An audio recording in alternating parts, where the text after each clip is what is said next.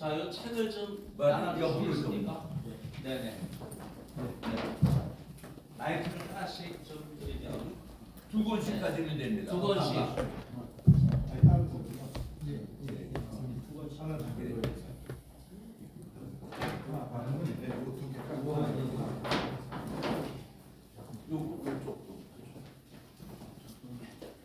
지난주도 보니까 무슨 책을 줬는데 아 지난주 아무나 주는 게 아니에요. 소금 안 돼요?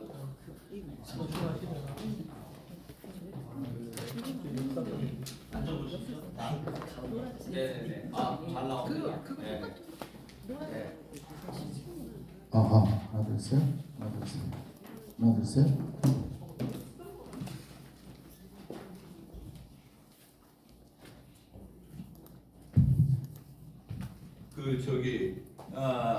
지난번에도 제가 와서 한번 말씀드린 적은 있어가지고 그때 받으신 분도 있으시죠? 예. 받으셨고 그래서 아마 오늘은 또 특별히 제가 또 얘기하면 되풀이 돼서 질릴까봐 소기천 목사님께서 이제 와이프까지 데리고 와라 그래가지고 통원된 겁니다. 그리고 오늘은 그래서 제가 진행을 하면서 이제 콘서트 같이 그때 순서를 넘겨드려서 그냥 뭐 섞어서 진행하는 과정으로 가겠습니다. 네.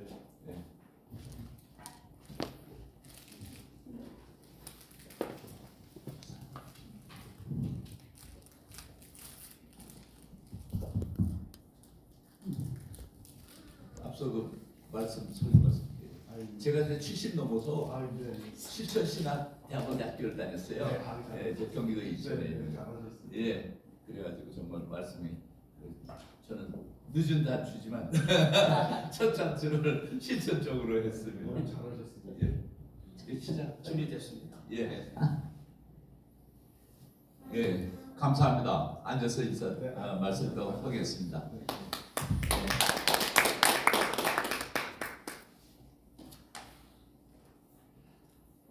앞서 우리들이 그 태산을 넘어 천국에 가도라는 곡을 우리가 찬송했습니다.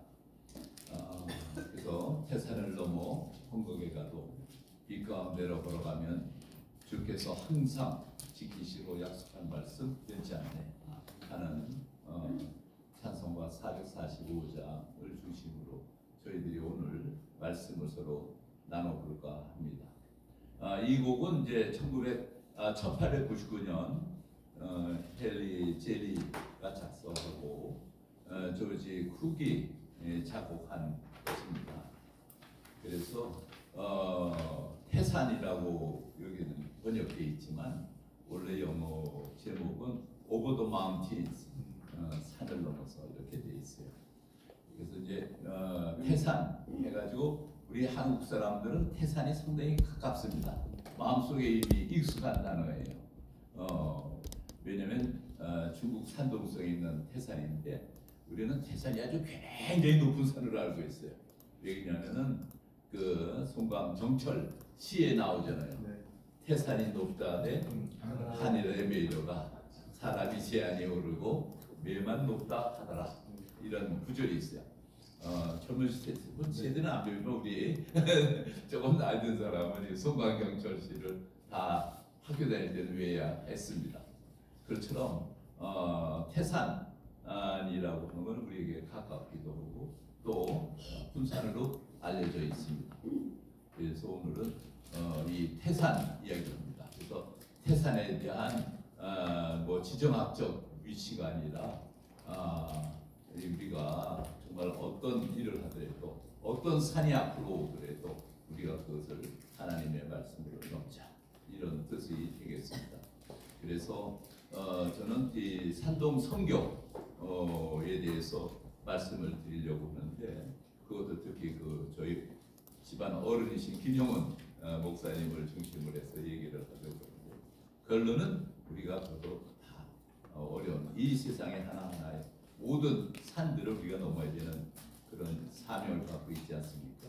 그래서 우리가 과거의 역사를 돌이켜보고 미래를 준비하고 그것의 교훈으로 삼았으면 좋겠다 하는 의미로 시작을 하려고 합니다. 그래서 지난 112년이죠. 그의 경험이 앞으로 통일 한국의 새로운 선교 방향으로 자리매김했으면 좋겠다 하는 뜻을 갖고 있습니다. 오늘 이 자리에는 저와 저 김정남 권사입니다. 인사하시죠. 제가 보충 설명드리면 예. 김정남 권사님은 은퇴하시고 사모님이 되셨어요. 그 이유는 우리 김성희 장로님께서 은퇴하시고 목사님이 되셨기 때문에 자동적으로 사모님이 되신 건데, 원래는 영락교회 권사님이셨고 세상의 직책은 건국대 불문과 명예교수님으로 네. 은퇴하셨죠. 큰 수고하셨습니다. 다시 한번 박수 하겠습니다. 저도 제 소개를 아무래도 제가 해야 될 것 같습니다. 앉아서 저는 결혼 때부터 친구들이 그냥 하라 그래가지고 날짜를 잡아줘서 했고, 그다음에 하와이로 연습할 적에도 저는 안 가는 줄 알았는데 그곳에서 부부가 같이 오면은 안 받아준다는 바람에 떠나는 날 아침에 막 몇 번 찾아가지고 갔습니다. 오늘 여기도 나는 왜 가는 거야? 왜 가는 거야? 그랬더니 뭐 여기 계신 학생들이 모이는 데인 줄 알았어요. 그래가지고 아 그래요? 어린 학생들이 있는 데인 줄 알고 아 그런가? 그래서는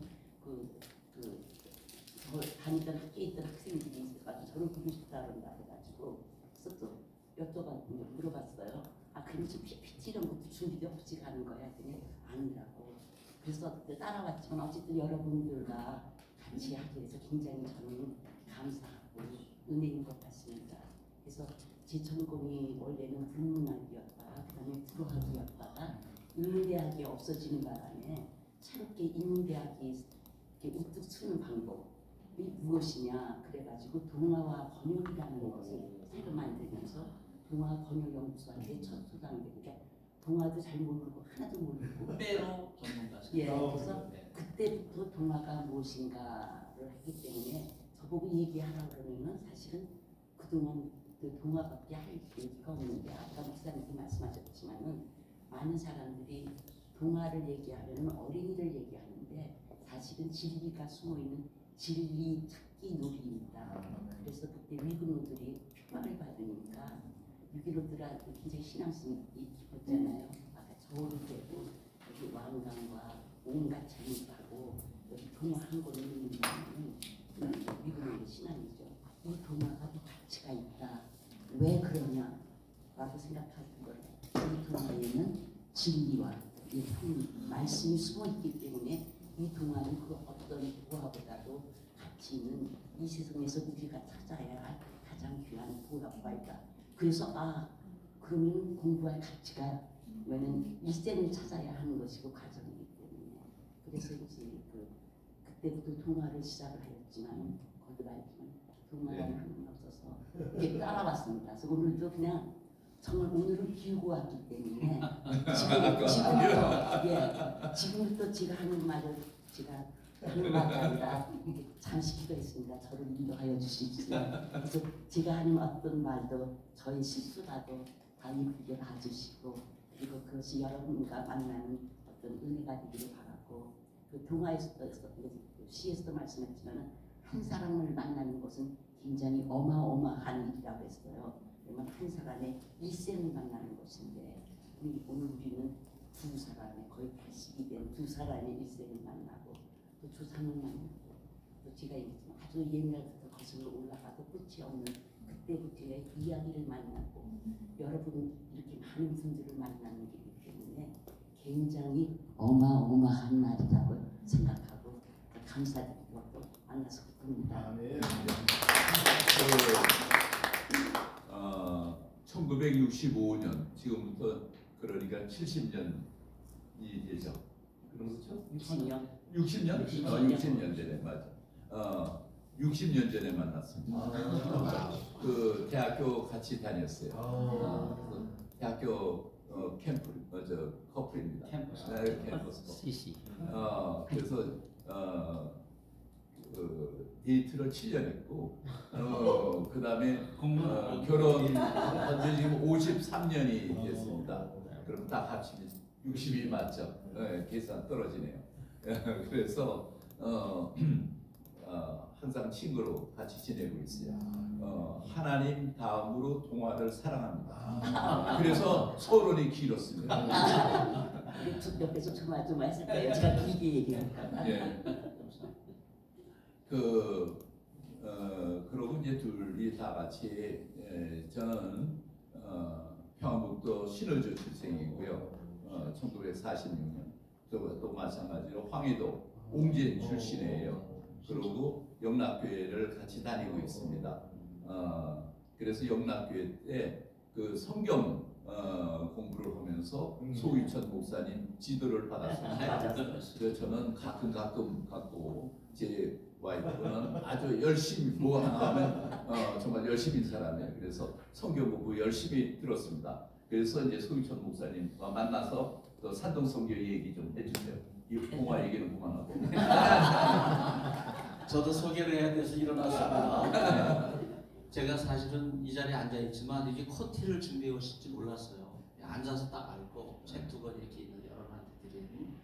아무튼 김영훈 선교사님 10년 전에 우리 후손이신 김설이 그 당시 장로님이셨는데 이제 목사님께서 북한 관련 연구소를 시작하실 때 그때 지금 간사가 피아노 연주를 했고 그러면서 시작이 됐는데 50년이 됐고요. 그때가 100년이었어요.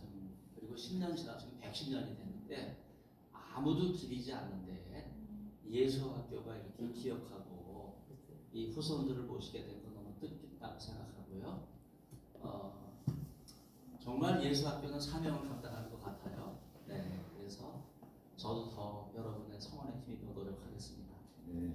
뭐 나중에 또 해야죠. 네네네. 네. 그 성경 공부하다가 웬디 만난 그 말씀 산동성경 연구라는 말씀은 뭐예요? 아니 저는 이렇게 성경 공부를 하지 않고 늦게 권사가 됐기 때문에 우리 교회에서는 권사가 되면 이렇게 성경 공부를 많이 시켜요. 그 전에 시험에 합격을 해야 되니까. 그래서 소기천 목사님을 많이 들었는데 마침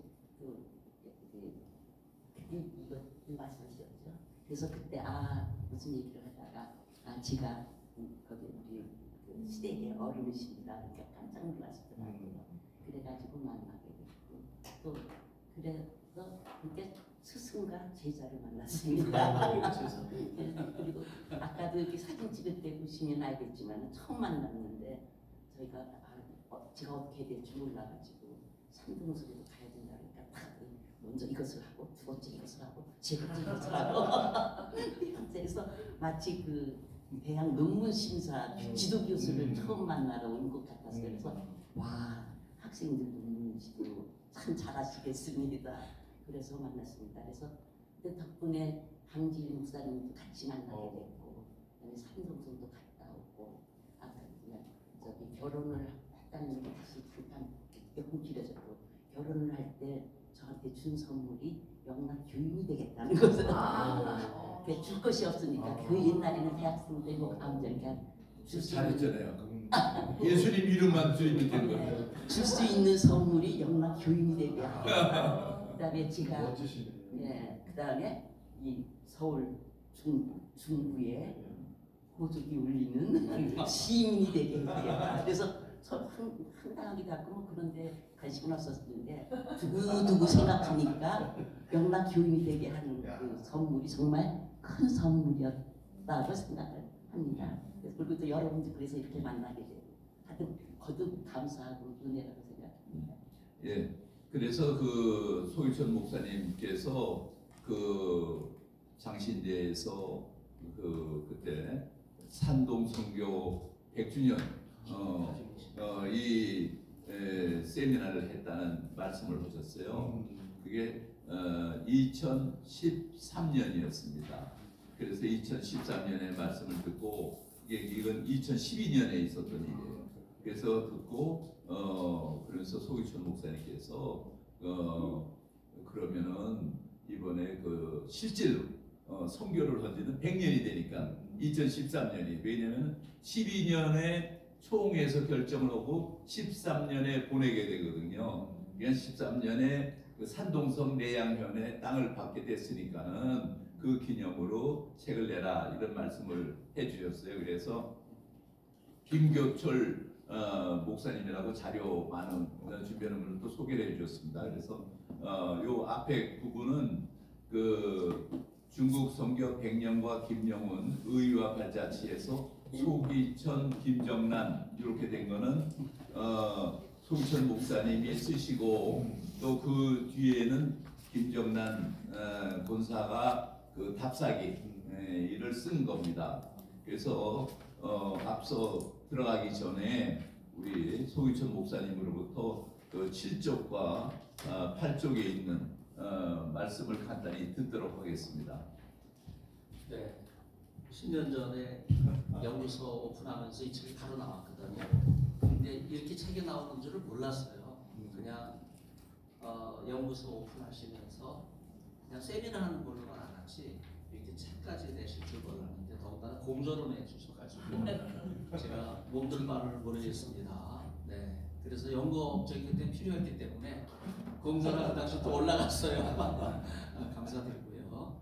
여러분 7쪽을 보시면 처음부터 선교사라고 부르진 않고 그 현도사 그렇게 불렀어요. 그게 도자가 들어간 이유는 도사의 도자처럼 생각되시지만 그 의미가 아니고 태초에 도가 계십니다.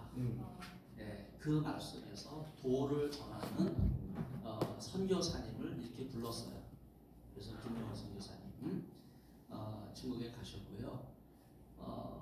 여러 방질 선교사님을 아까 우리 김정란 사모님께서 언급하셨지만 아주 후대 분이시고요. 네, 한국 교회가 처음으로 파송한 선교사님이 바로 김정훈 선교사님이신데 7쪽 밑에 보면 중국 선교에 사실은 제가 문외한이에요.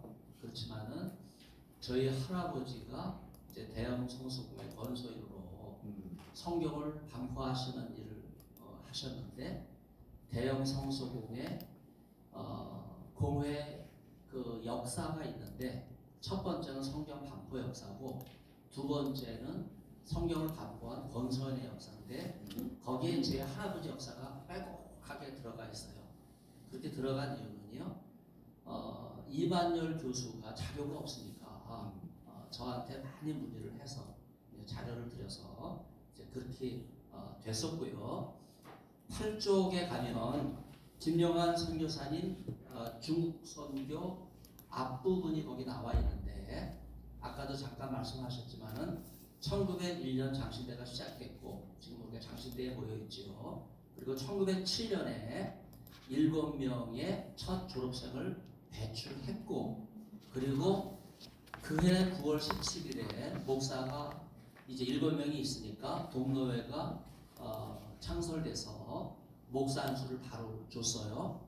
그리고 1912년에 장로회 총회가 평양 경창문 안 여성경학원에서 열렸는데 그게 제1회 총회고요. 그때 아까도 말씀하신 것처럼 13년 가을부터 산동성에 6회 졸업생인 김영훈 목사님, 사병순 목사님과 5회 졸업생인 박태로 목사님 세 분을 산동선교로 파송했는데 다른 분에 대해서는 조명을 못했지만 김영훈 선교사님은 후손들이 계시기 때문에 이렇게 조명이 돼서 예수학교를 오게 됐습니다. 좀 길어졌네요. 예, 감사합니다. 여기 보면 저쪽에 사진이 있는데요. 네. 하나, 둘, 셋, 넷. 아래에서 네 번째 사진이 그 장신대 사진입니다. 예. 그 지금 말씀하신 장신대 5회의 박태로 목사님이 되겠죠. 그 다음에 6회에 그 김영훈 사병순이 나온 학교 사진입니다. 그 다음에 밑에 두 번째 그러니까 세 분이 있는데 뒷분이 좀 흐릿하게 보이는데 그 사진이 바로 세 분의 선교사님들이 중국 떠나서 거기서 찍은 사진입니다. 그래서 그분들이 현재 중국 옷을 입고 있습니다. 네. 그래서 그 사진이 지금 있는데 여기 김용원 목사님은 어디? 가운데입니다. 가운데. 네. 그 흐릿하게 보이는 건데 그 여기 산동선교 100주년 장신대 세미나 책자에도 나와 있었죠. 그래서 이 책을 만드는 과정에서 또 한번 우리가 방지엘 목사님도 가서 뵙자 그래가지고 우리 소기선 목사님하고 같이 가서 찍은 사진도 책자에 나와 있습니다. 네, 아마 24쪽인가요? 이거 보죠. 그렇죠? 네, 24쪽. 예, 거기 24쪽 소기천 목사님이 여전히 젊으십니다. 아, 이건 애입니다. 그래서 이게 방길 목사님을 뵙고요. 그때 인사를 드렸더니 한마디 하세요. 우리 김정란. 방지 목사님을 처음 뵙고 인사를 드렸더니 첫 마디가 부잣집에 시집 갔는데 얼마나 많은 것을 얻으니까 이런 질문을 하시더라고요. 근데 저는 전 시댁이 부자라는 그 생각이 하나도 없고 피난 내려고 왔으니까 그래서 이걸 깜빡하다가 제가 받은 거는 시어머니 예. 그래서 무슨 재산은요? 예, 말씀 하나 받았습니다. 그러니까 예수님만이 도다 이렇게 말씀하시는데 돌아가시네.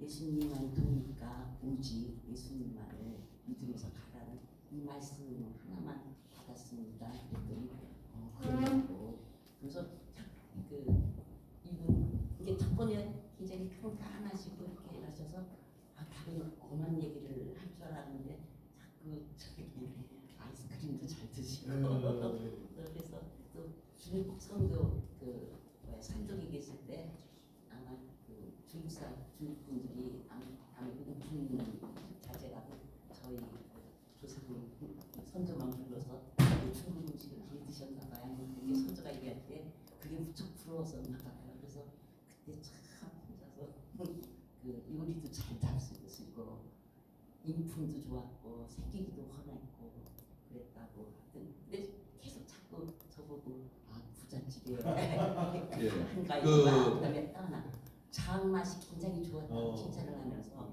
자기는 며느리 되었는데 장은 그렇게 맛있게 담그지가 않아. 근데 아직까지도 저는 그렇게 맛있는 장을 담그는 며느리가 못 되겠습니다.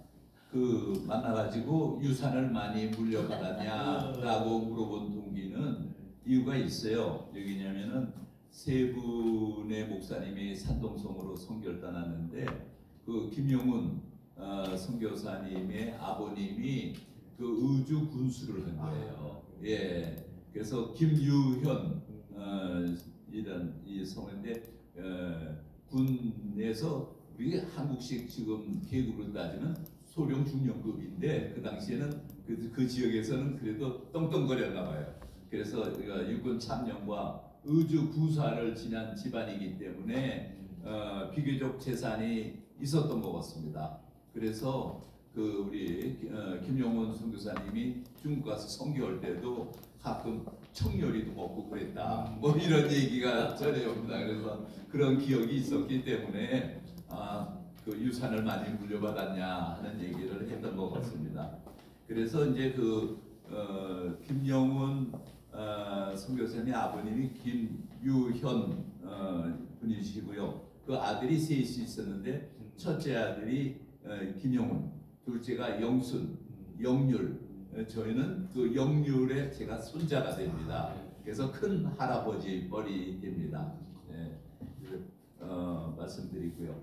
그 다음에 이제 한국 교회 선교 역사를 보면은 다 아시는 대로 1912년 그러니까 우리가 언더우드 아펜셀라가 제물포항에 도착한 게 1885년이잖아요. 그래서 22년이 지나서 1907년에 대붕해가 일어났죠. 참 그러고 그 자리에서 길전수 목사님께서 우리가 중국에서 공명의 윤리 도덕을 받은 바 있는데 생명의 말씀으로 갚자는 말씀을 하세요. 참 저는 이 말씀이 참 거룩하다고 생각합니다.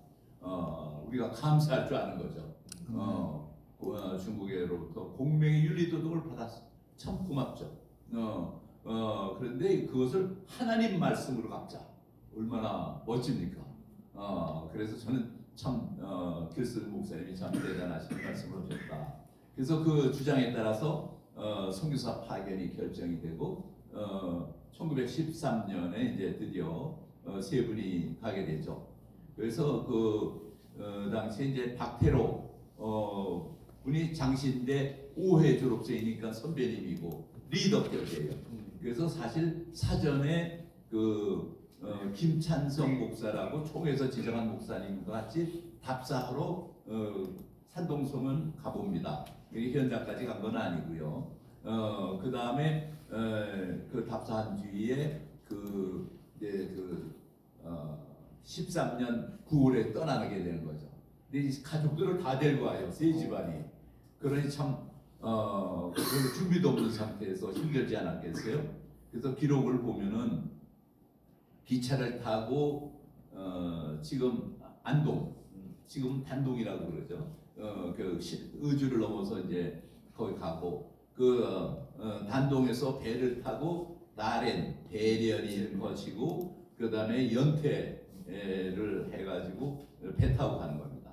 그래서 거기서 연태 내려가지고 다시 내양성까지 저 당나귀하고 가마 타고 갔다. 이런 기록이 있어요. 근데 이분들 참 가는데도 며칠 걸리고 고생을 하셨거든요. 근데 저희 둘은 여기 답사 기간에서 그런데 간단히 얘기를 하세요. 그래서 김교철 목사님이 우리가 책 쓰기 전에 거기 한 장을 한번 가봐야 되지 않느냐 그렇게 얘기가 돼가지고 떠나게 됐습니다. 간단히. 네. 그래서 김효춘 목사님이 여러모로 우리들 모르고 떠나려고 했는데 떠나기 전에 제자가 계셨는데 그 제자 아버지한테 연락을 해가지고 또 우리를 접대하게 해요. 거기 내려서 저희는 택시를 타고 가자 그래가지고 택시를 타고서는 이제 택시를 타고 택시를 타고 그 다음에 버스 타는 데까지 가서 버스를 타고 들어가자 그래서 택시를 탔는데 그 택시 기사님이 어디까지 가십니까? 그러더니 그러면 버스 비용으로 저희들을 여기까지 오겠다서 참 쉽게 갔는데 가는 내내 그 길 옆이 전부 배나무들로 쭉 열려져 있었고 또 한참 개발되는 쪽이라 건물이니 길이 전부 개발 구상이 있었습니다. 그래서 거기에 배가 아주 맛있다고 내리자마자 저희들한테 배를 헤어졌고 또 여러분들이 이제 중국이나 타이완이든 중국이든 많이 여행을 해보셨는지 모르겠지만은 저희가 생각하는 어떤 이데올로기를 떠나서 모든 사람들은 정말 순박하고 친절합니다.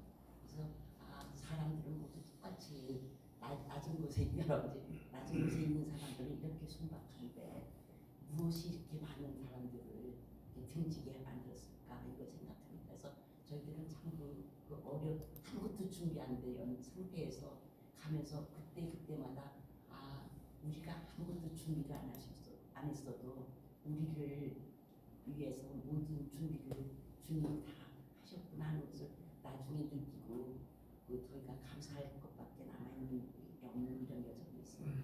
예, 그 11쪽을 보면요, 거기 우리 송희천 목사님께서 쓰신 글 중에 그 당시에 회계 보고서가 있습니다. 거기 보면은 가운데 보면은 김찬성 씨 시찰 여행비 62원, 박태로 씨 시찰 여행비와 원금 291원 뭐 이렇게 써 있어요. 이게 이제 사전에 시찰이 있었다 하는 자료가 되겠고요. 또 어학 그게 이제 가정교사 교육받은 비용도 다 기재가 되어 있습니다. 그러나 저희들은 택시 타고 편안히 갔지만은 이분들은 도착하는데 정말 고생해서 내양연에 가지 않았겠어요? 근데 그 아까 지리적으로 얘기하면 산동성, 우리 한국하고 가까운 반도죠. 산동성에는 거기가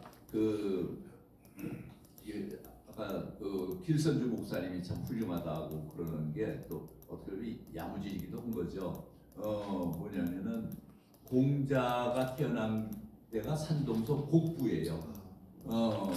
곡부 옆에 1시간 반 거리에 태산이 있어요. 그 다음에 또 거기에 그 근처에 내양현이 있습니다. 이제 말하자면 삼각형 지역이라고 생각하시면 돼요. 산동성이 있고 거기 가운데 곡부가 있고 밑에 태산이 있고 또 그 위쪽에 내양현이 있다. 이렇게 그려보시면 됩니다. 그래서 말하자면 이게 표현이 좀 뭐지만 적의 심장부에 깃발을 꼽은 거죠. 곡부에 가서 선교하겠다. 그러니까 중국을 바꿔놓겠다 하는 그 깊은 뜻이 담겨 있는 거예요. 그래서 저는 참 이거 대단하다고 생각됩니다. 그렇게 이게 대단한 결정을 했으니까는 저항도 있었겠죠. 그래서 중국에서는 초기에 반대했어요. 아니 너희들이 우리로부터 30-40년 후에 기독교를 받았는데 어떻게 역으로 우리한테 와가지고 선교를 한다 그러냐 그랬어요. 그런데 이제 미국 북장로교 그 현재 갔던 선교사 이런 분들이 중국 사람들의 마음을 바꿔가지고 그 북장로교 선교사님이 떠나고 그 자리 내양현의 그 20마일 지역을 그러면은 그러니까 상하 20마일을 선교지로 해라. 그래서 도착하게 되는 겁니다. 그래서 정말 그 우리 선배님들이 가졌던 게 태산을 가려면 정점에 가야 된다는 그런 각오가 정말 새롭게 느껴지는 부분입니다. 그러나 이제 그분들은 도착을 해가지고 고생하셨고요. 왜냐하면 안내해주는 현지 중국 선교사가 얼굴만 슬쩍 보이고 그냥 갔대요. 그러니까 얼마나 황당해요. 저녁은 오고 찬거리 넣고 그래가지고 그 통역해주던 그분이 뭐 식기나 이런 걸 좀 빌려와가지고 음식을 끓여 먹었다 이런 게 있어요. 그래서 뭐 선교사들이 다 같이 겪는 고통이죠. 그 현지에 가가지고 정말 시장 볼 능력도 없고 또 시장에 가본들 한국 식품 재료도 없고 또 여러 잠자리라든지 어려운 점이 많고 자녀들의 교육 문제 심각하죠. 그리고 또 이제 마지막으로 또 의료 문제도 이제 크게 봉착을 합니다. 가장 컸던 게 의료 문제였던 것 같아요. 그래가지고 거기에 질병에 대처하는 방법이 없어서 박태로 그분이 이제 대장 선교사로 가셨는데 병이 심해져가지고 16년에 돌아오셨다가 이제 결과적으로는 이제 돌아가시게 됩니다. 17년에. 그래서 그 이때 이제 중간에 그 김용훈 선교사가 너무 이게 질병에 대한 대책이 없다 이래가지고 15년에 한국에 와가지고 청원을 합니다. 다시 한번 좀 의사들 좀 보내주시고 대책을 마련해 주세요. 그랬는데 그 총회에서는 좀 묵묵부답이었어요. 그래서 돌아간 그런 사례도 있습니다. 그 다음에 이제 그 김용훈 목사님을 비롯해서 다들 그 장로교회 하셨고, 근데 아까도 잠깐 얘기 나오지만은 그 한 문장가였어요. 김용훈 목사님은. 그래가지고 그 필담으로 선교했다 하는 기록이 있습니다. 그러니까 하여튼 한자 문화권이니까는 한자로 써서 했고, 그래가지고 거기에 많은 어른들을 갖다가 세례를 받게 하고 했다는 기록이 있습니다. 그래서 이 필담 선교 기록 이게 있고 거기에 우리 또 소기천 목사님께서 18쪽, 19쪽 이게 그분들이 하신 선교에 대해서 쓰신 부분이 있습니다. 그래서 정말 능동적인 공격적인 게 아니라 정말 성육신적으로 잘하신 게 아니냐 이런 말씀이 있는데 말씀 좀 해주세요. 네, 18쪽, 19쪽 보시면요, 거기 하나님의 선교를 위한 제어를 제가 했는데 제가 선교학 교수가 아니기 때문에 이런 평가를 하는지는 모르겠어요.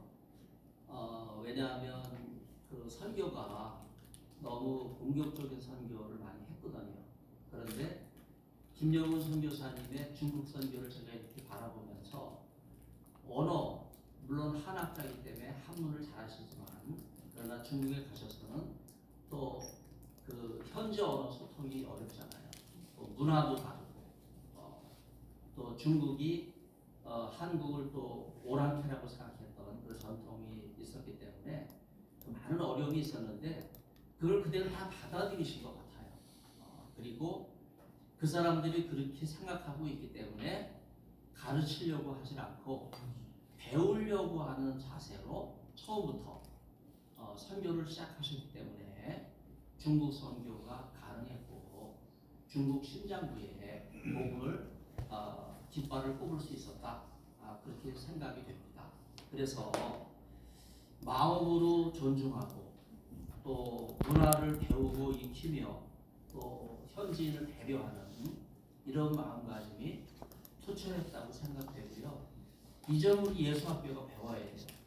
예수학교는 조금 저도 이렇게 한 3년째 해보니까 그동안 한국교회를 좀 섬기려고 하는 모습보다는 좀 이렇게 교수를 하다가 시작해서 그런지 가르치려고 하는 게 너무 강했던 것 같아요. 그래서 다시 수정해가지고 무조건 섬긴다. 우리 다둥이 자녀들을 둔 신학생들 무조건 섬긴다. 그러다 보니까 8명 자녀를 둔 신학생까지 있는 거예요. 그래서 이제 그분들한테 장학금을 주고 어떻게든지 한국교회 주역으로 세우려고 노력을 하는데 지금 제일 바쁠 때이기 때문에 우리 한국교회가 이분들 더 섬겨야 된다고 생각합니다. 19페이지를 가면요. 바로 이 수동적인 선교의 모델이 되는 말씀은 마가복음 8장 45절이죠. 자기 목숨을 다른 사람을 위한 대성물로 주기 위함이다.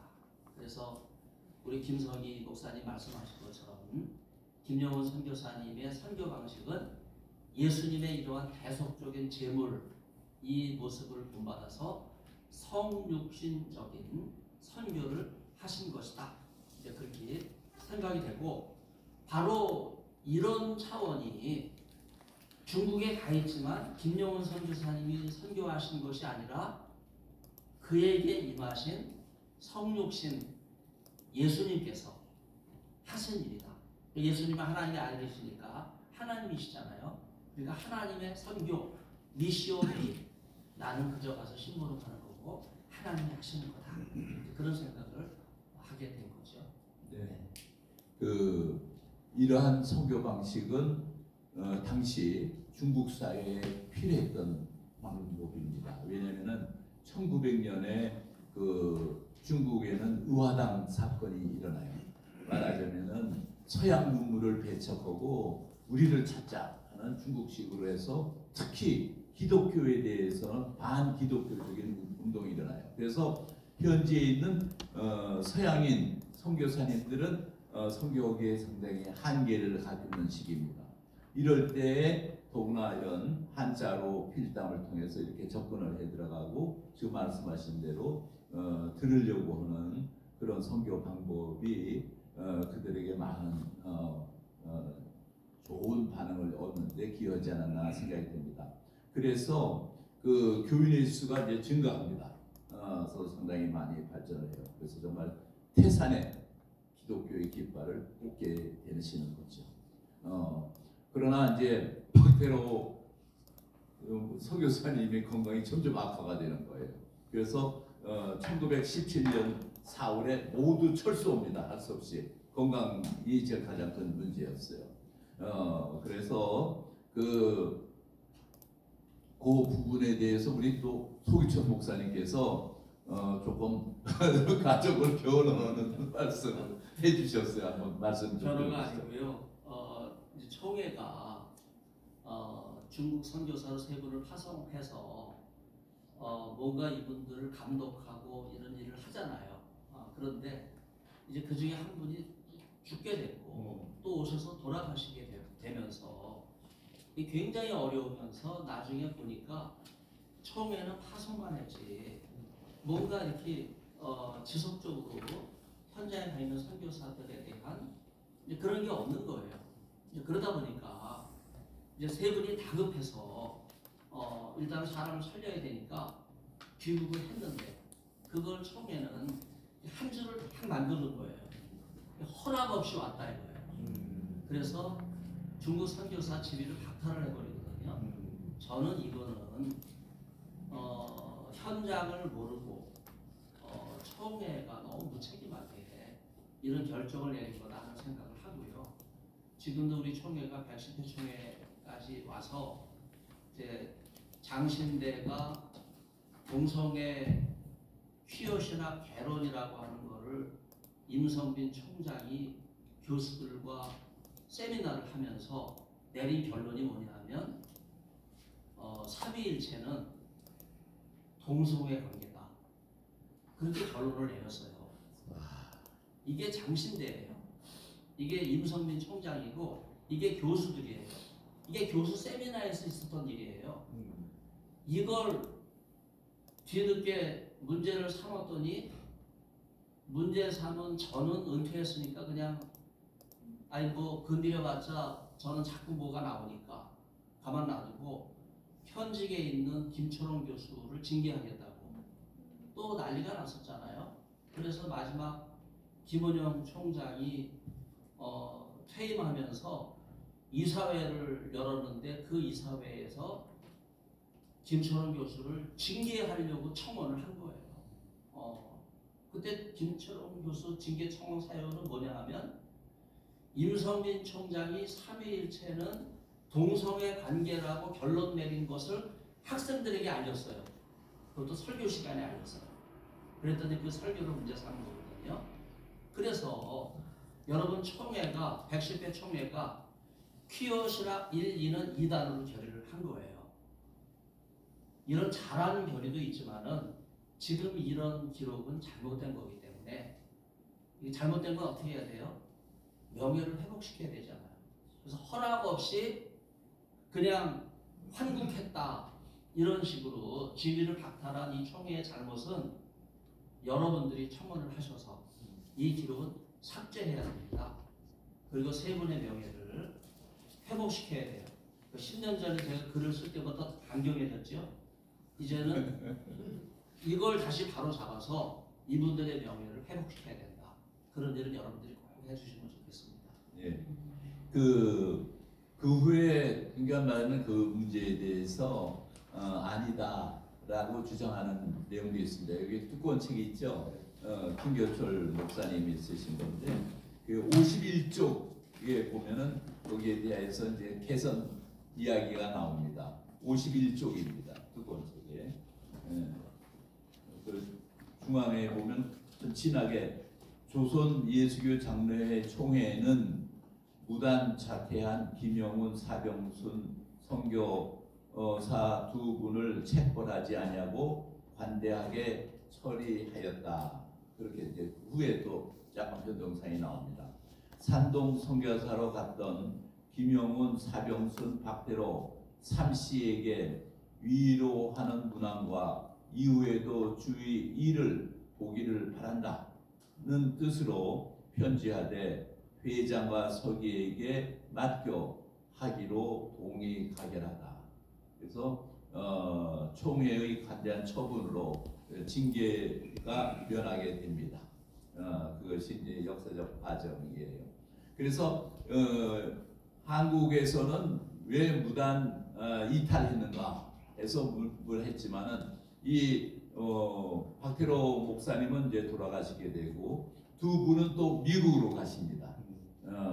미국으로 가가지고 그 샌프란시스코에 도착을 해요. 샌프란시스코에 또 중국 사람들 많고 그러니까 김영훈 선교사가 할 일이 많이 있습니다.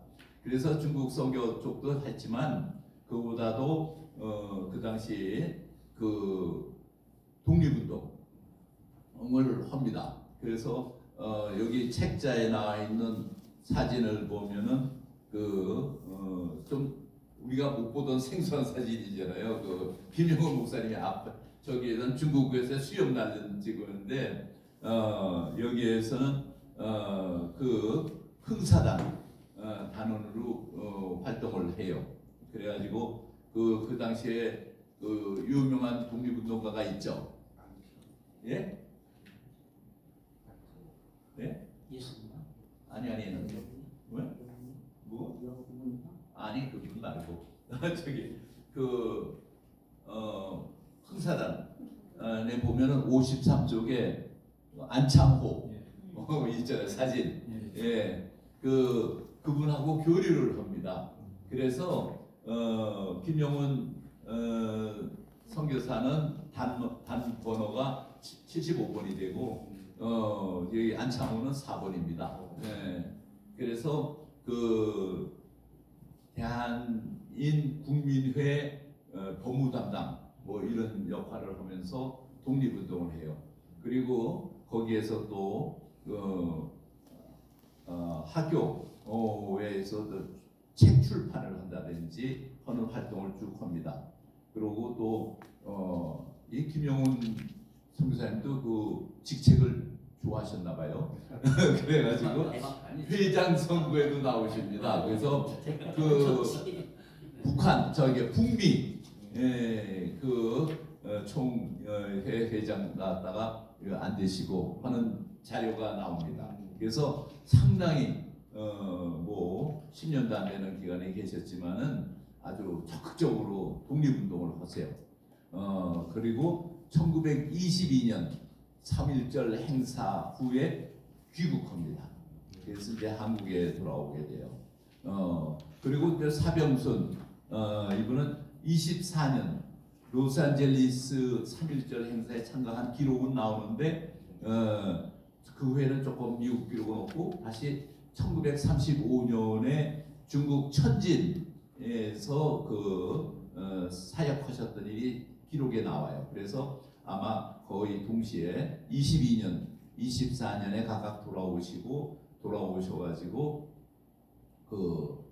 사병순 선교사님은 중국 쪽으로 좀 가셔서 활동을 하시고 우리 김용훈 선교사님은 들어와가지고 일을 하신 걸로 되어 있습니다. 그 당시에 도산 안창호 선생과 주고받던 편지가 있어요. 그 편지 내용을 보면은 뭐가 나오냐면은 여기 도산 안창호 선생한테 편지를 썼습니다. LA 도산 안창호 선생은 LA 지역에 계셔요. 지금 LA에 가면 도산 안창호 사업지 유적이 있습니다. 거의 출판했던 인쇄소도 있고요. 그런데 이 김용훈 선교사님은 샌프란시스코 상하이에 계세요. 그래가지고 편지로 서로 연락하는데 세탁소 일이 바빠가지고 못 가서 미안하다. 뭐 이런 글이 나와요. 그러니까는 그때 아마 생업을 세탁소를 하셨던 것 같아요. 거기 가서 뭐 독립운동 한다고 뭐 하나요? 그러니까는 생활비를 벌려면 세탁소에서 일을 하신 것 같습니다. 그래서 그러다가 이제 귀국을 합니다. 그래서 김용훈 선교사는 돌아오셔가지고 우주의 큰 교회예요. 서교회에서 담임 목사로 또 시무를 하시게 되었고 거기에 또 양실 학원도 운영을 합니다. 이거는 대구의 개성 학원하고 맞먹는 전국에 한 5개 큰 학원들이 있었는데 기독교계에서 만든 그 중에 하나입니다. 그 다음에 1927년에 총회장으로 당선이 되고요. 그 당시에 또 마산교회에서 교회 분열이 있었어요. 둘로 나눠져 가지고 대한민국은 항상 그렇잖아요. 핵분열을 잘해요. 그래가지고 그 당시에 거기 마산교회에는 함태영 목사님이 계셨는데 함태영 목사님이 나중에 이승만 박사와 같이 부통령이 되십니다. 그러니까 상당히 교계의 어른이에요. 그분과 같이 교회 안정하시는데도 노력을 합니다. 그 밖에 이제 언더우드와도 교류를 하고 이런 일을 하시는데 하시는 일 중에서 가장 잘한 일이 하나 있습니다. 그게 뭐냐면은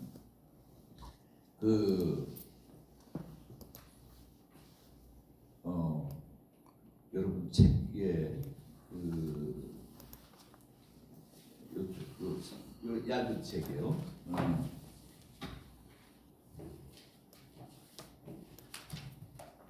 55쪽에 나옵니다. 55쪽을 보면요, 한자로 써 있어요.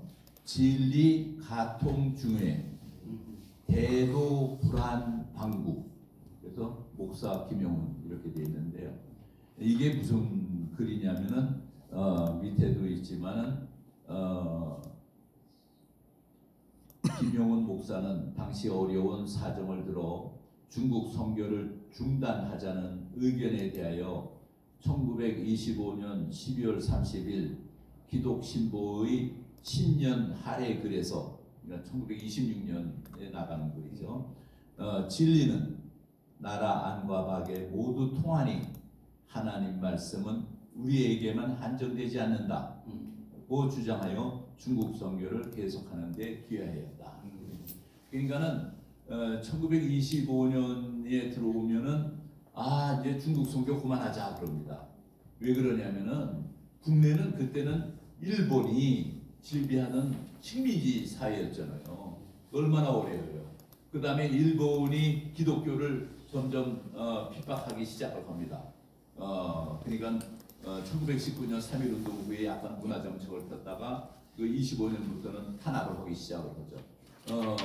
그러니까는 그 당시에 중국에 가 있던 사람들이 야 이거 실적도 없다. 뭐 이러면서 그 반대해요. 물론 그 이 3.1이 돌아온 이후에 그 방효원 방지엘 목사님 아버님이 가서 선교 활동을 이어가거든요. 그리고 그 외에도 많은 분들이 이제 가시는데 그게 미약하다고 하면서 야 국내 선교하기도 바쁜데 무슨 해외 선교냐 뭐 이런 여론이 올라옵니다. 그러면서 그 동아일보에 그런 기사가 날 정도로 교회가 해외 선교를 반대하는 분위기가 돌아요. 그러니까는 이때 쓰신 글입니다. 그게 뭐냐면은 진리 예수님 말씀은 가히 통한다. 중외 나라 안팎에 다 통하니 대도 하나님의 말씀은 하나님의 길은 불안 방국 나라방 나라국제예요. 우리나라에만 한정하지 않는다. 그러니까는 나가 선교해라 이런 거예요. 그런데 거기 이제 사도행전 1장 8절 글이 또 보이잖아요. 오직 성령이 너희에게 임하시면 너희가 권능을 받고 예루살렘과 온 유대와 사마리아와 땅 끝까지 이르러 내 증인이 되리라 하시니라. 근데 이 해석을 어떻게 하냐면은 전체 하나님을 선교하라는 건 아니라 야 그러니까 먼저 여기 성경에도 예루살렘부터 하자 그러지 않았냐? 유대부터 하자 그러지 않았냐? 지금 한반도부터 하자. 조선 땅에도 이 당시 기독교 시작 얼마 안 되잖아요. 5%도 안 되죠. 이게 국내에서 하기도 바쁜데 무슨 사마리아와 땅끝까지 가냐? 이런 논리를 해석을 하는 거예요. 이런 논리로. 그러니까는 아니다. 내가 미국에 가서 봤더니 김용훈 목사님 말씀이요. 미국도 다 기독교 신자 아니더라. 그런데 그 사람들도 해외 선교 열심히 하더라. 그러면서 하나님 말씀은 이렇게 이 해석을 올바르게 해야지. 그걸 어떻게 국내부 선교만 하고 국외 선교는 하지 말자로 해석하면은 잘못된 것이다 라는 말씀을 하시는 거예요. 그래가지고 27년에 총회장이 되십니다. 그래가지고 그 해외 선교를 지속하게 하는데 기여를 하세요. 그러면 만일 이때 아니었으면 방지일 목사님도 존재하지 못할 뻔한 거예요. 왜냐면 그 이후에 이제 방지일 목사님 가셔가지고 또 57년 중국에서 철수 명령을 내릴 때까지 거기서 일을 하시게 되잖아요. 그래서 세상 일은 항상 그렇더라고요. 뭐냐면은 5% 끌고 가는 사람이 있냐면 5% 발목 잡는 사람이 있어요. 앞서 소규천 목사님도 그런 내용의 말씀을 하신 것 같아요. 성경 해석에 대해서 한번 소규천 목사님 좀 의견을 좀 주세요. 아니 뭐 성경학자이기 때문에 저한테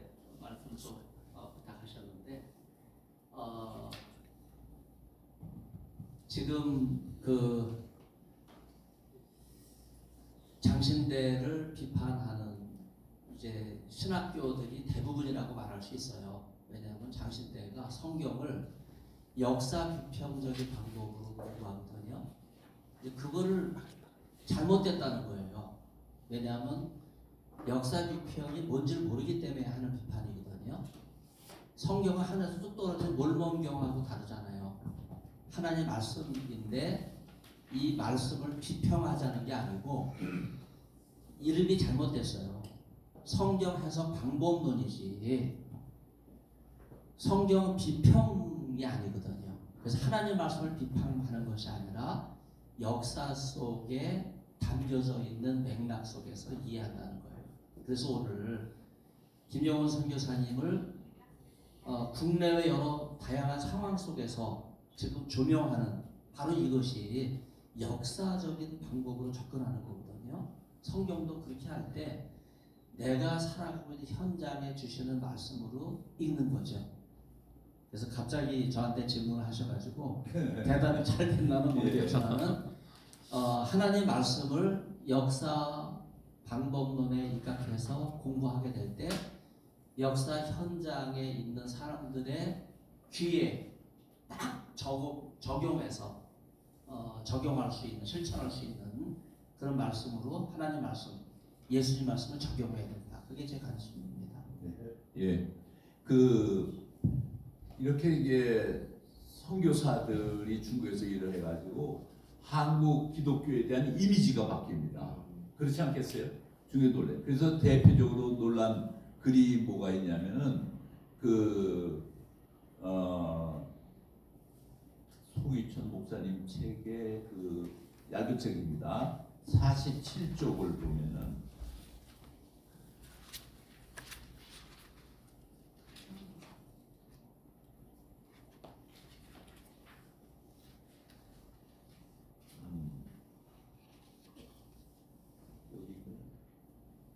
설교. 아니 이게 아니네. 잠깐 뭐가 잠깐요.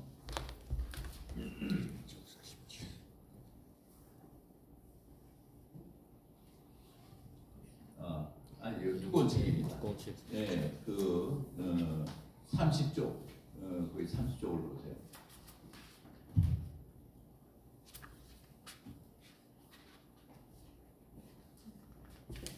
그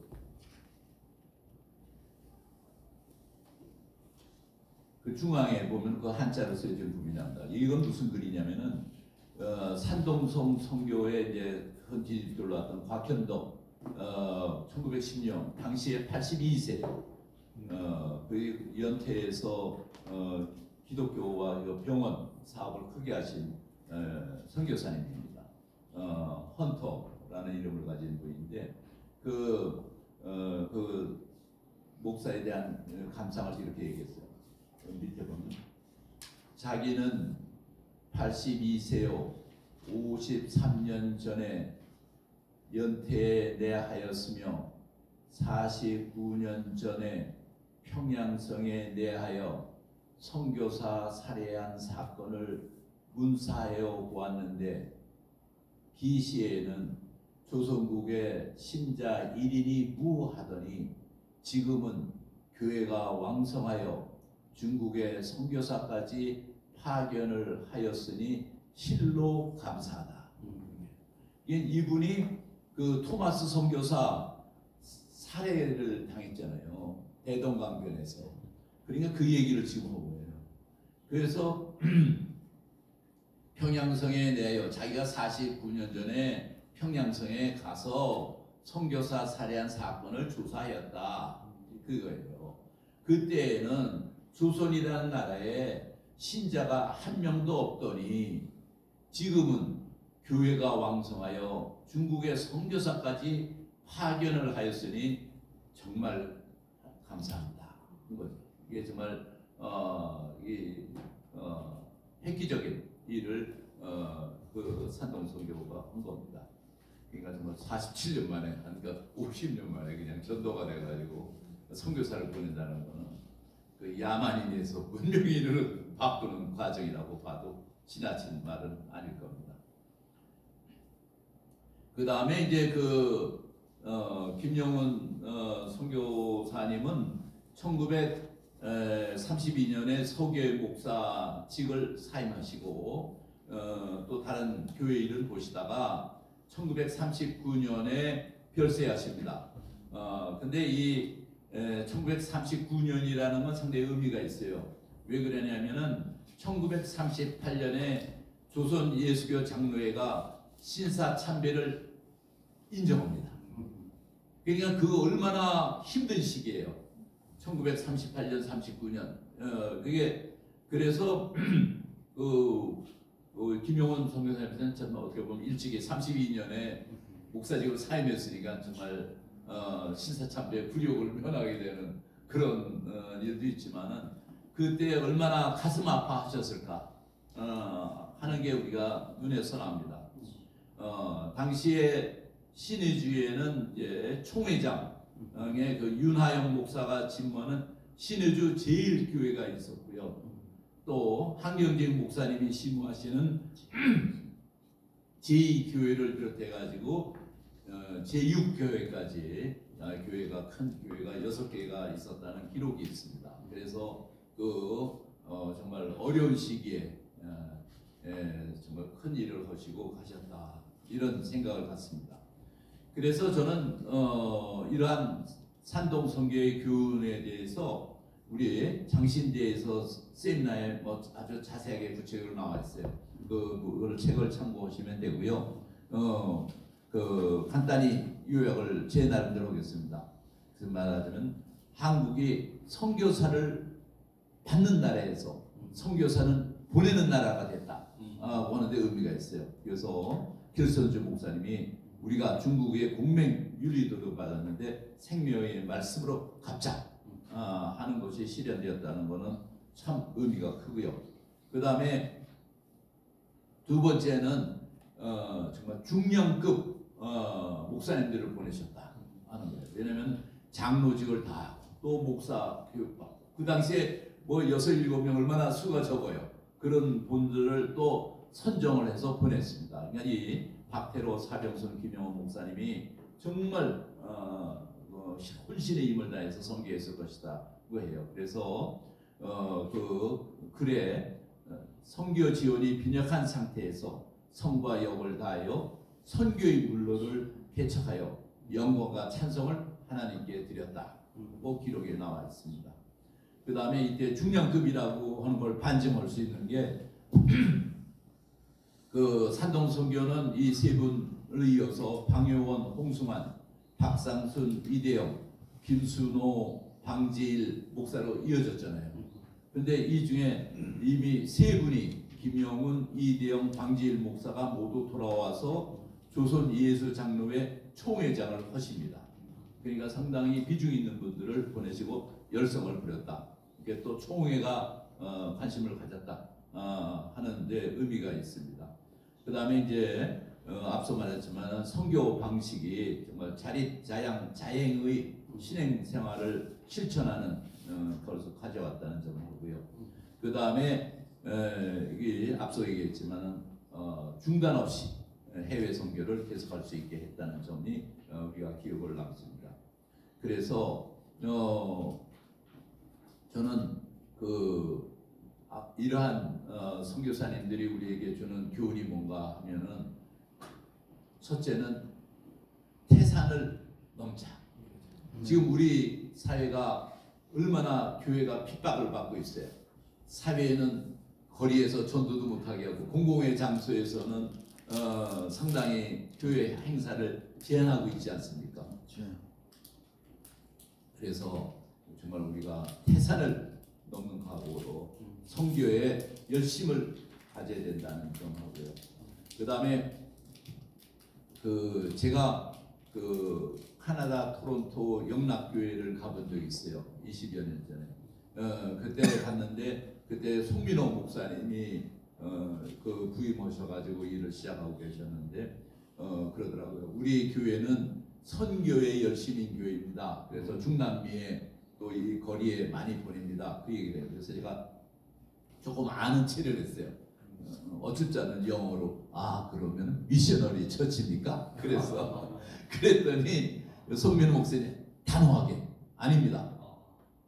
미셔널 처치입니다.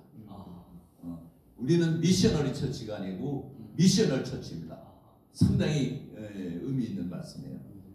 다만 그냥 후원을 해가지고 선교사들을 보내는 교회가 아니라 전 교인이 스스로 미셔널 교인이 돼가지고 전도하는 교회다. 교인이 바뀌어야 하는 거죠. 사실 잘 되고 있는 교회, 안 되고 있는 교회 딱 분석하면 선교가 활발한 교회는 잘 되고 있는 게 아닙니까? 그래서 우리가 참 미셔널 처치로 나가야 되겠다 이런 생각을 갖습니다. 그래서 앞으로 우리가 지금 다가오는 산이 많잖아요. 말하자면은 정말 요새 이념의 갈등이 얼마나 심합니까? 이념의 산이 우리 앞에 있잖아요. 그 다음에 또 동성애의 산이 또 우리 앞에 있잖아요. 뭐 제2, 제3의 첩첩산 중에 들어가 있는 그 우리들의 모습인 것 같아요. 그래서 우리가 이럴 때일수록 우리가 보다도 정말 정말 어떻게 그 참예배하고 싸우자라는 설교만 두구에 남아 있는데 그게 다 소중한 우리 애들에 대한 말씀이라고 생각됩니다. 그 시간이 좀 상당히 지났기 때문에 결론만 말씀드리면은 우리가 이러한 과정 하나하나에 정말 산을 넘을 때 참예배를 드리는 마음과 정말 싸우자 하는 하나님은 어디나 계시고 또한 우리에게 힘을 주실 것이라고 믿고 나가서 다시는 종의 노예를 짓지 말자 하는 그 말씀대로 나갔으면 감사하겠습니다. 마지막으로 우리 저기 권사님 말씀하시고 그다음에 목사님 결론 내려주시면 되겠습니다. 지금 말씀하시려다가 무리해서 잘못한 것 같은데 아까 47페이지에 보면은 우리 식구 자랑을 하는 것이 아니라 어떤 억울한 일을 당하면은 그냥 이렇게 반항하는 어른지가 옆에서 좀 싸우지 그런 애들 말도 했었는데 거기에 처음으로 김영훈 목사님이 내가 그때 중간인데 그만둔 것은 결코 불가능한 어렵고 그래서 한 것이 아니라 너무나도 선교자들의 삶이 서양만큼 충족하지 않을지라도 너무 빈약했기 때문에 그때까지 초기의 선교사들이 할 수 있는 일을 아주 성과 열의해서 다 했고 이제는 우리가 참내기를 드리는 마음 하나이고 두 번째는 정말 종교 사이에 있어서 기독교 사이에 있어서 굉장한 전쟁이 많았는데 유물론과의 싸움보다 더 무서운 싸움은 없다. 그게 이제는 본인들은 1차 선교사로서의 그 역할을 끝냈으니까 이제 앞으로는 이 유물론과의 싸움, 어떤 싸움보다도 어떤 적보다도 무서우니까 그 싸움을 싸울 때이다 하고 싸우자라는 얘기를 하시면서 끝까지 선교사로 남고 싶으셨는지 사실은 서울로 우리나라로 돌아오기보다는 다시 선교하러 산동으로 돌아가고 싶었는데 그 뜻도 또 들어주지를 않았어요. 그래서 저희들이 나중에 할 적에 대신 산동을 대신 왔습니다. 인사를 하였기 때문에 우리 그냥 저희들이 생각에 각자 저는 이제 종교 기독교를 하는 사람이 아니라 이 목사님이 사실은 설교도 잘하셨지만은 이 문장이 굉장히 뛰어나셨답니다. 그래서 설교를 할 적에 이 문장력 때문에 처음 장수명이라는 기독교인이 탄생할 수 있었고, 그래서 저는 동화를 하면서 만나는 사람마다 우리 기독교 신학교에서도 너무 신학 이론만 가르치지 말고 이런 동화 같은 것이 숨어 있는 진리를 한번 가르쳐 주는 건 어떠냐. 저희가 아프리카를 가보고 중국을 가봤지만 중국에는 그 안에 어떤 성경책도 없습니다. 만약에 나가면은 요새는 아무것도 우리가 놀았다는 얘기, 혹은 우리는 동화 얘기나 했습니다. 한국밖에 없고 입구에도 그냥 십자가 하나 조그맣게 있을 뿐이지 무슨 약국인가 뭐 하고 들어갈 정도였는데 앞으로 그때부터 여러 해가 지나서 많은 사람들이 성경을 들고 다니다가 목숨을 잃지 않아요. 저는 개인적으로 이것이 정말 하나님이 바라시는 일일까? 결코 그렇지 않기 때문에 우리는 단 한마디의 말씀을 가르치더라도 동화 들려주면서 할 수도 있고 혹은 이렇죠.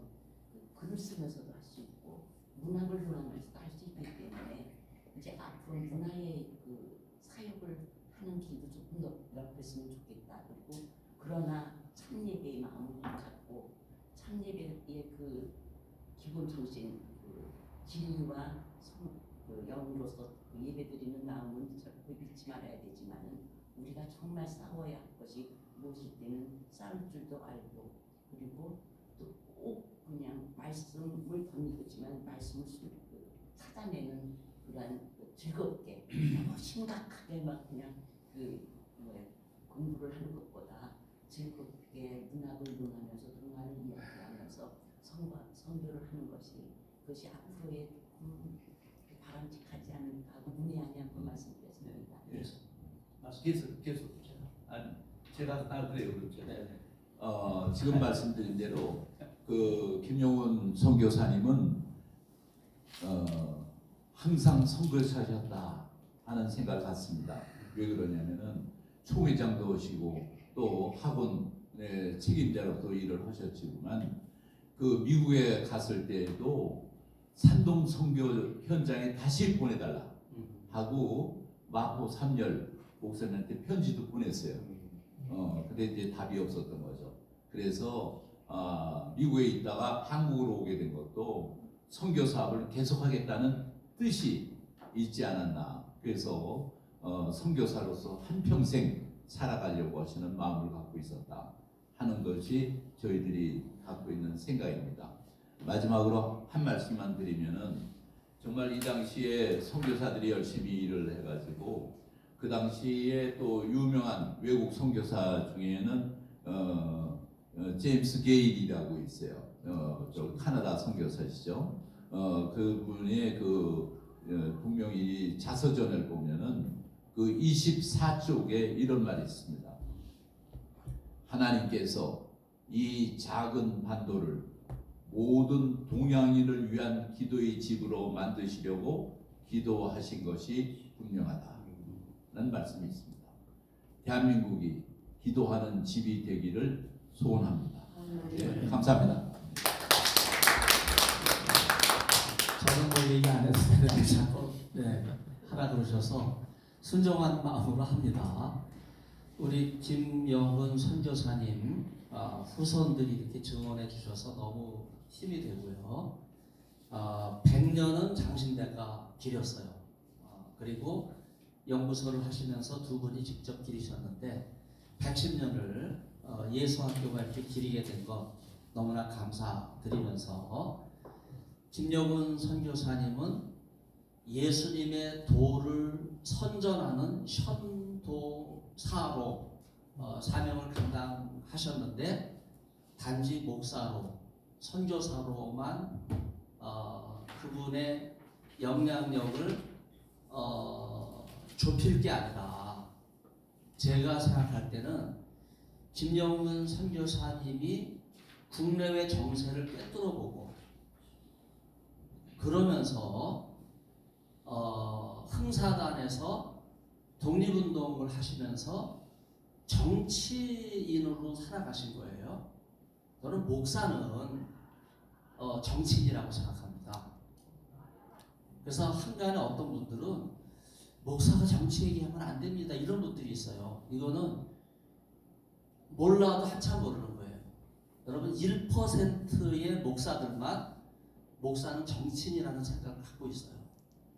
그래서 여러분 이 어두운 사회를 변형시켜야 되는데 김영훈 목사님 이 작은 책에 우리 김정란 교수님께서 이제 2개의 설교를 언급하셨잖아요. 참 예배에 대한 설교, 그 다음에 싸우자라는 설교 김영훈 목사님 직접 쓰신 건데 그 내용을 보면요 목사이면서 선교사이면서 정치인이에요. 교회를 구하면서 나라를 구하려고 하는 이런 의식이 있었거든요. 지금 이재명 범죄자로 인해서 전과 오범이 어울리지도 않는 자리에 앉아가지고 지금 교회를 탄압하고 있잖아요. 여러분 김영호 선교사님한테 배워야 될 거는요. 참예배 회복입니다. 그리고 싸워야 돼요. 싸우지 않으면 1938년 우리 총회가 신사참배의 무릎을 꿇었는데 여러분 그 장본인이 장신대예요. 장신대 졸업생인 강량욱이가 일본 순사를 데리고 와서 총칼로 총회를 위협했어요. 장신대에서 한마디도 안 합니다. 제가 수없이 얘기해요. 장신대가 정치의 무릎을 꿇었어요. 근데 죽도록 싸웠어야 돼요. 그걸로 끝나지 않았습니다. 1950년 강량국이가 다시 김일성을 꼬드겨서 전쟁을 일으켜요. 그게 장신대가 한 일이에요. 여러분 지금 한국교회가 위기 가운데 있는데 바로 김영훈 선교사님의 이런 의식을 배워서 예수학교가 귀한 사명 감당할 수 있기를 바랍니다. 그래서 저는 미력하지만요. 소 목사가 뭐 얼마나 힘이 있어요. 소인데 작은 목사 아니겠습니까? 여러분들이 도와주셔서 예수학교가 이 일에 앞장설 수 있도록 힘써주시기를 바라고 우리 애국자 중에 애국자십니다. 우리 김성희 목사님 이제는 예수학교를 맡아서 하시면 좋을 것 같아요. 앞장서셔서 김영훈 선교사님의 그 패기를 가지고 우리는 따라가겠습니다. 리더가 필요한 상황이기 때문에 순종하는 마음으로 마지막 멘트를 우리 김영훈 선교사님 후손이 해주시고 마치도록 그렇게 하겠습니다. 목사님 말씀에 말씀하시니까 순종은 하겠습니다. 그러나 더욱 기도하면서 하겠습니다. 네, 감사합니다. 감사합니다.